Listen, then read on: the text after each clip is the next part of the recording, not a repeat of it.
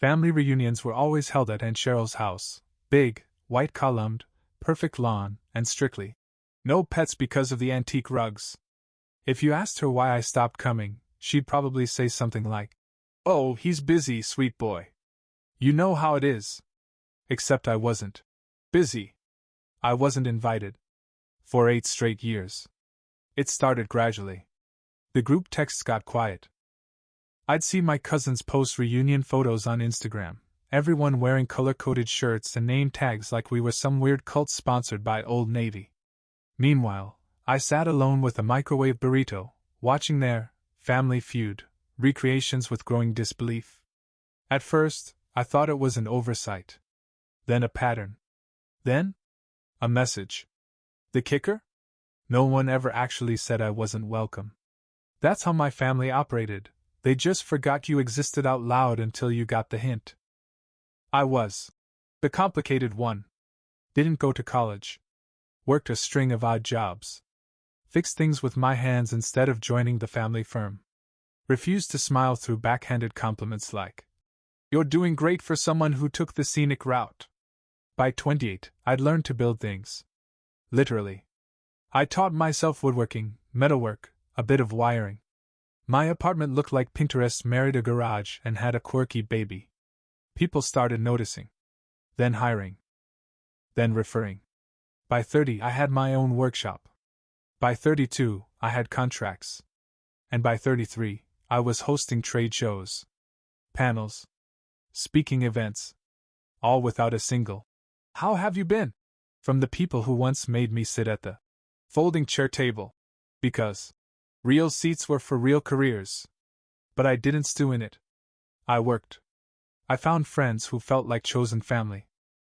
I built my own kind of tradition, quiet, peaceful, no fake toasts about how proud we are of each other, while side-eyeing who brought store-bought pie. Until last summer. I got a text from my cousin Rachel. "Hey! Aunt Cheryl wanted to double-check your address. Just in case you want to come this year? No pressure, lol." It had been 8 years. No explanation. No apology. Just a casual lob of a text like we hadn't pretended each other didn't exist for nearly a decade. I didn't respond. But I did screenshot it. Because that was the moment I realized something had shifted. And not because they suddenly missed me, but because they heard something. They heard I made it. Not Hollywood. Made it. Not mansion and yacht made it. But own my own event space and host a charity gala made it. Yeah. That kind of made it. What started as a side hustle restoring furniture turned into a full-blown business. One that paid enough to let me invest in a gutted ballroom in town. Renovated it. Rewired it. Repainted every inch. And launched The Landing, a venue I ran, rented, and occasionally used to throw events that didn't involve Aunt Cheryl's 7-cheese casserole or passive-aggressive awards speeches for most likely to finally settle down. So, when the family started snooping again, I didn't argue. I planned. And that's when the idea hit me. Host a reunion. For once on my turf. But not just any reunion. A gala. With a guest list. And one banner.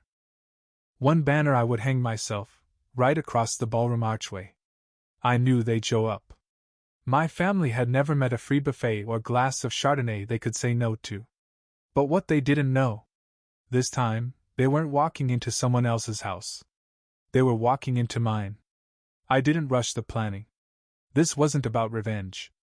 This was about demonstration, the kind where you say nothing, but everything around you screams. "Remember the one you left behind? He owns the place now."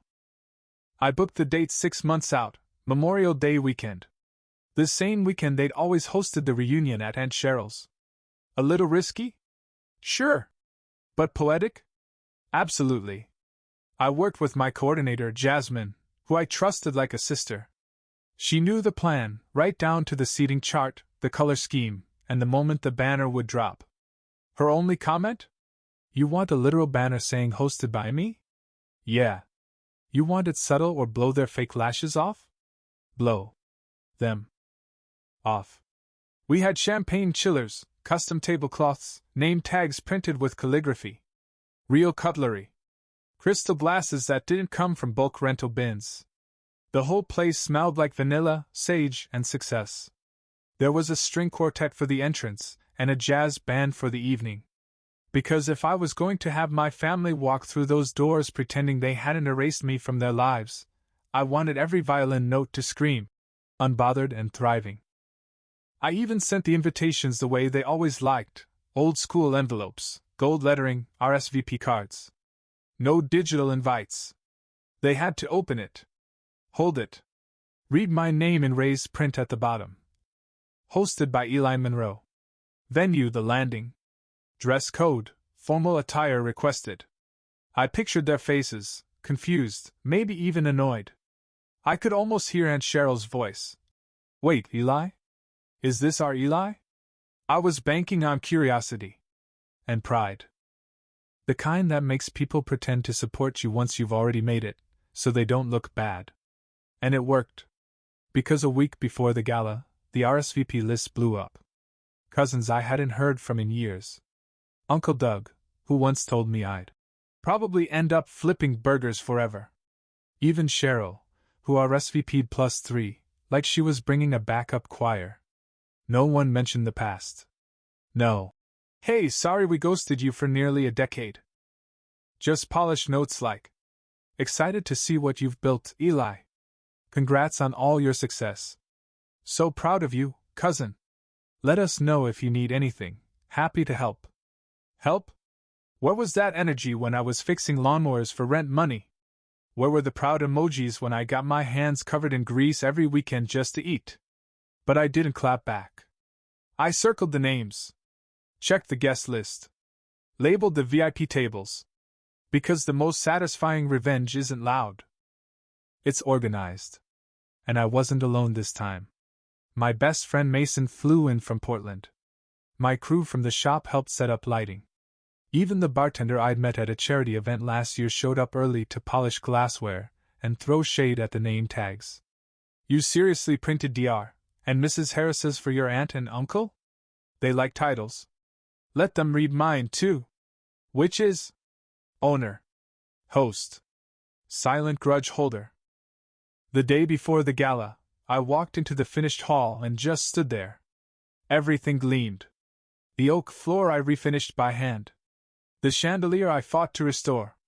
The marble bar I sanded until it looked brand new. It didn't look like revenge. It looked like an arrival. And just above the archway, covered by a velvet cloth, waited the piece de resistance, the banner. White silk. Black script. And when the moment came, it would drop cleanly, right above their perfect little heads. Welcome to the annual gala hosted by me. I didn't have to raise my voice. I just had to raise the curtain. The gala started at 6 p.m. At 5:42, the first car pulled into the lot.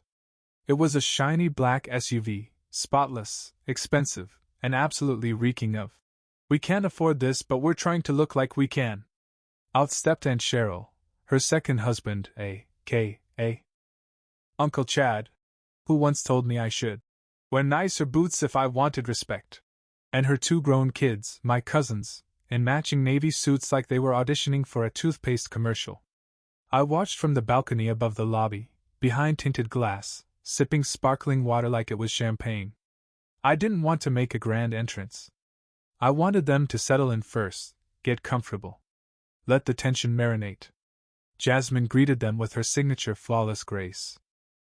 Welcome to the landing. Name, please?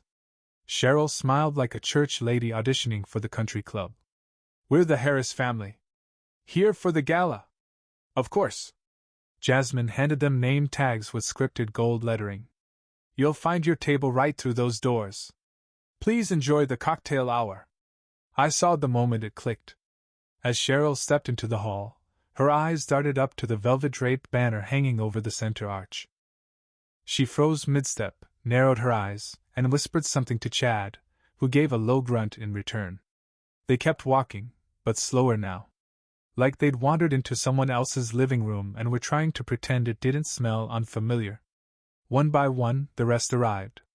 Cousin Rachel with her influencer boyfriend who looked like he'd never eaten bread.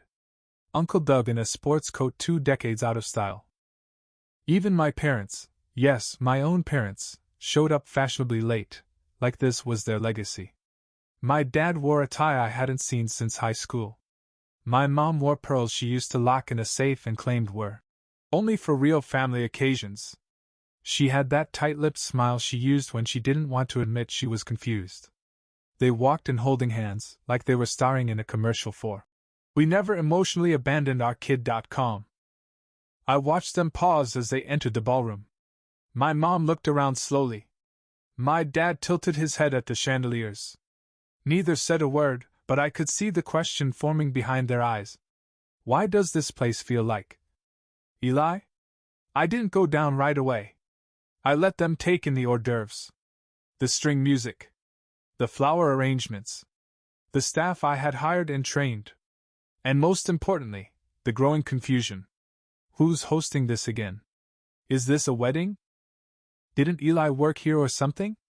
At 6:33, I watched Uncle Doug sneak 2 cheese puffs into his coat pocket and mutter, "These are real plates? Not plastic?" At 6:36, my mother asked Jasmine, "Is the host arriving soon? We'd love to say hello." "Oh, I think you'll know when he arrives," Jasmine replied sweetly. By 6:45, I walked to the back hallway and gave Jasmine the signal. Now. She walked onto the stage near the DJ booth, tapped the mic, and smiled like she was announcing prom king and queen. "Ladies and gentlemen, we'd like to thank you for joining us tonight. You're in for a wonderful evening of food, music, and connection. But before we continue, it's time for a very special moment." Everyone turned. Every face, smug, curious, indifferent, aimed at the stage. "Please direct your eyes to the archway," she said smoothly, "and allow us to formally introduce your host."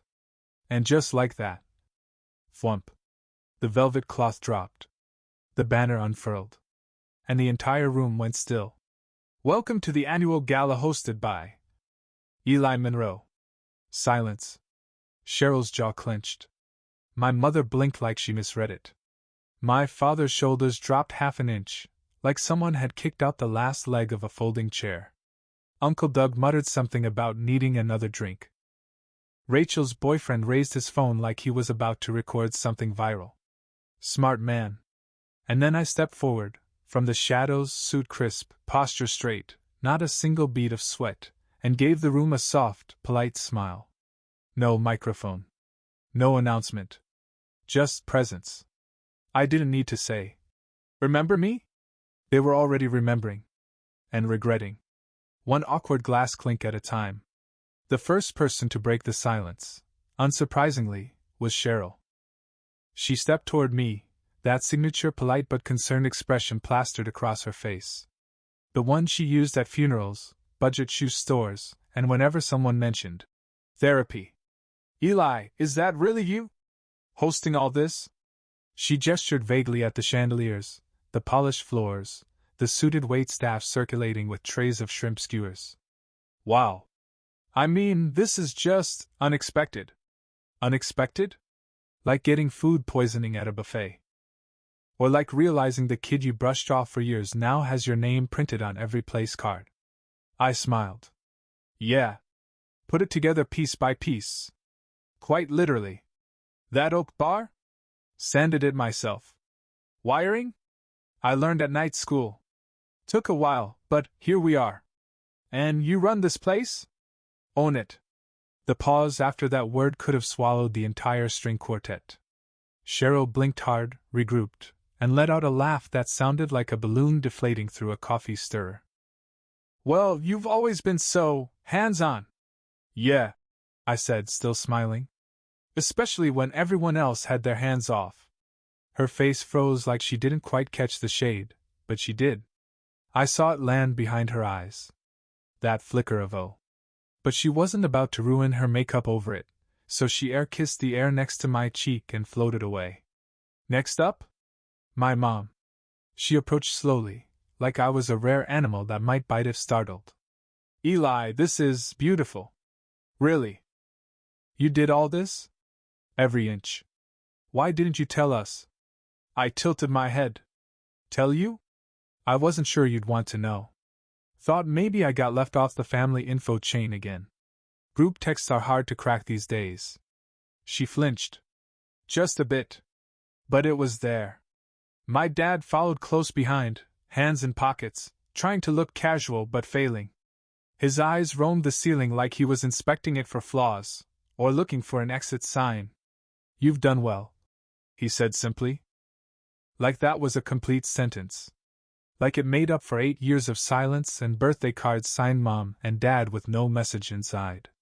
I didn't reply. Just nodded. Then came Cousin Rachel, sashaying over in heels too tall and a voice too sweet. Eli! You didn't tell anyone you were the host. This is amazing. Didn't think anyone would have cared. Of course we care, she said brightly, gripping her champagne. I mean, we're family, right? That word, family, sounded hilarious coming out of her mouth. Like a TikTok filter glitching mid-video. Right, I said. Family.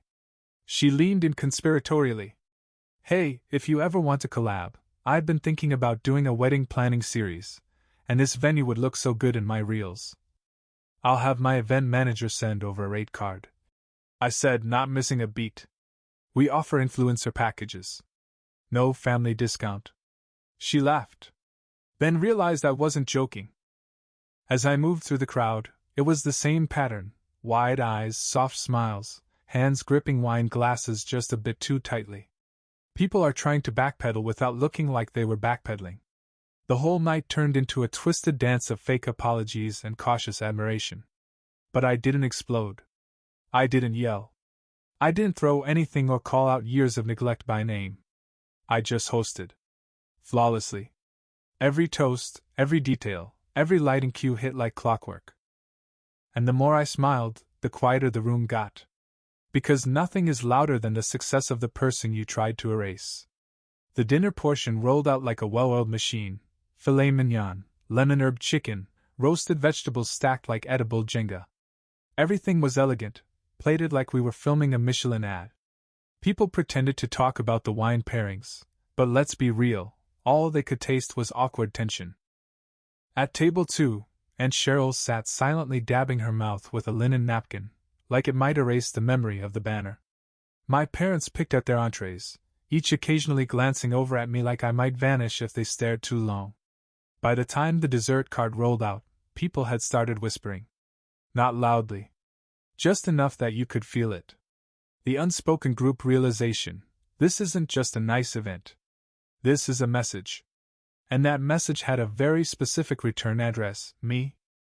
At 8:30, Jasmine stepped back on stage, clinking her glass gently. Ladies and gentlemen, before we open up the floor for dancing and dessert, our host has asked to say a few words. Oh yeah? It was time. I took the mic with calm confidence, the kind you don't fake. The kind that's earned after years of being ghosted, judged, written off, and still showing up anyway. Not to fit in, but to own the whole damn room. Hi everyone, I began, scanning the crowd. Some of you haven't seen me in a while. Or at all. And some of you are probably wondering how this all came together. A few polite chuckles. Nervous ones. I won't make this long. This gala isn't about the past, it's about building something beautiful from what's left behind.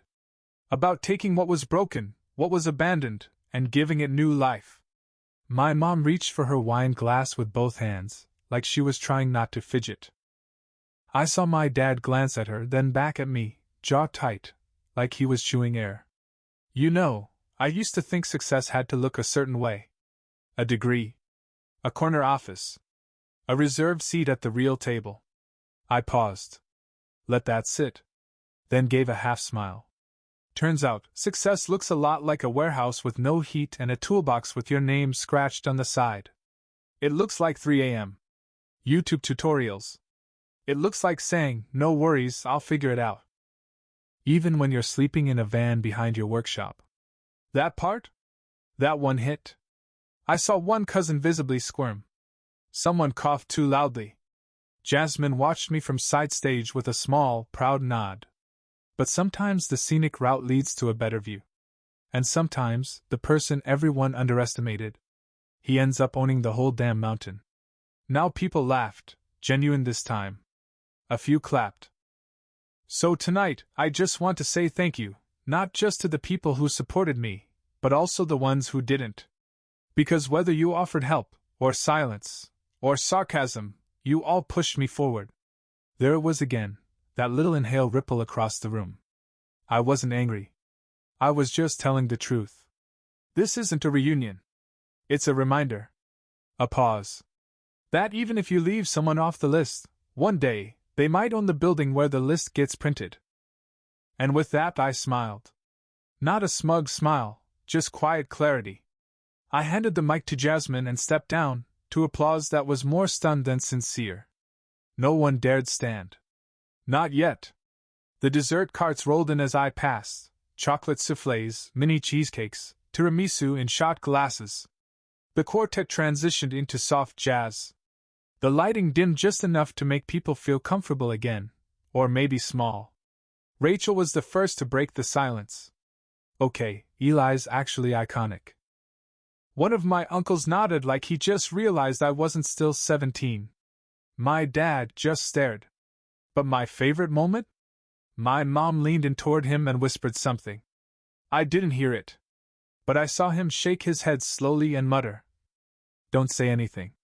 We've done enough. Damn right you have. The rest of the evening unfolded like a slow-motion unraveling. People tried to act normal. Toasts were made. Champagne flowed. The jazz band played a moody rendition of Fly Me to the Moon, which felt accidentally poetic. But something had shifted. The air was heavier. Like everyone suddenly remembered the kid they used to mock was no longer the punchline, he was the host. The architect. The guy writing the checks. I didn't need to rub it in. The silence was doing the work for me. Here's the thing about people like my family. They don't know how to react when someone doesn't fail on cue.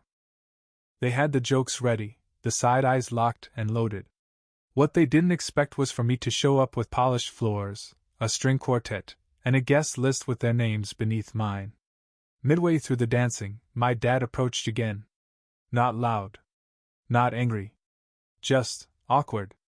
Eli. I turned. Yeah? Your mom, she wants to talk. Properly. Maybe sit down sometime this week? That old voice crept in, the one I hadn't heard since I was a kid. The dad voice. Not the man who ignored my graduation.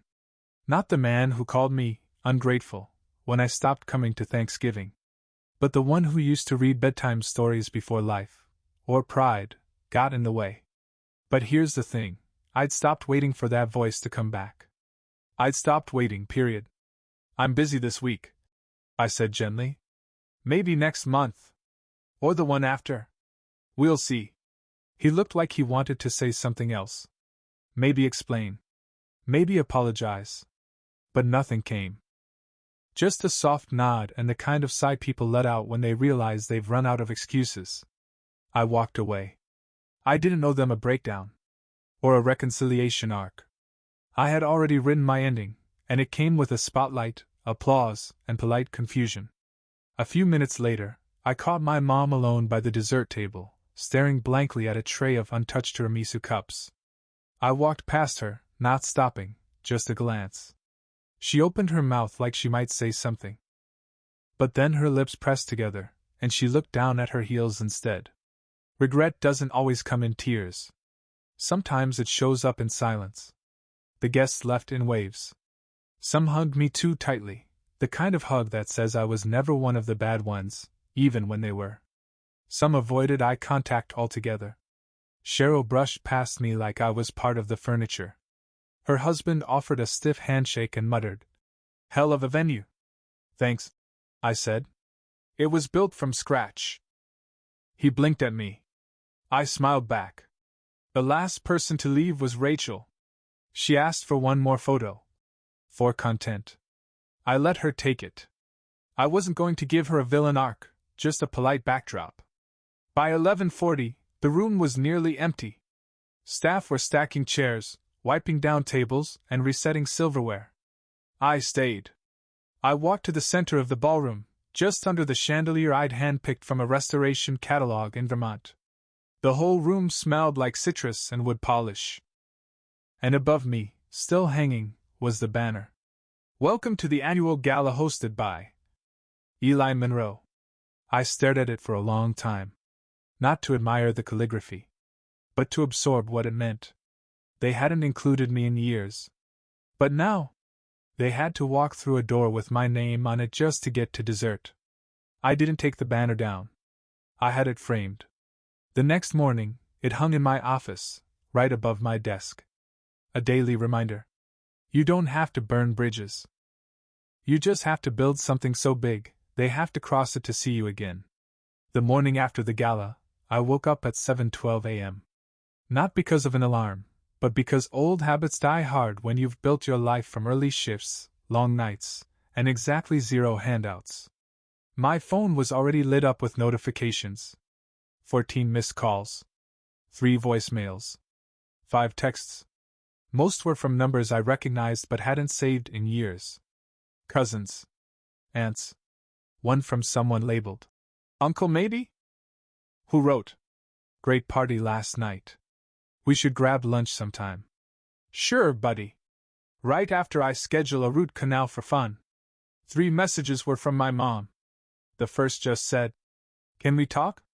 The second came 20 minutes later. "We're proud of you." The third? A photo of me as a kid, standing in the driveway with a crooked birthday hat and a confused smile. "You've always had it in you." I stared at it longer than I should have. At 9:03 a.m.